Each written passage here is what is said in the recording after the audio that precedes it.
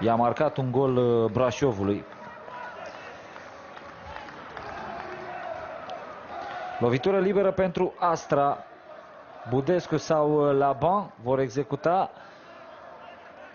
Să vedem dacă va fi o minge aruncată în careul lui Iacob sau o execuție direct pe poartă. Șutul bun și gol! Astra! 1-0. Marchează japonezul Takayuki Seto.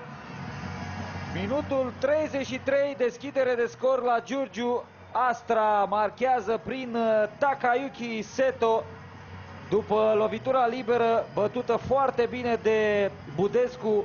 Portarul Iacob are o intervenție aproximativă, a respins în față, așa cum nu se face, iar Takayuki pe urmărire reușește să deschidă scorul. Iată execuția foarte bună a lui Budescu, un șut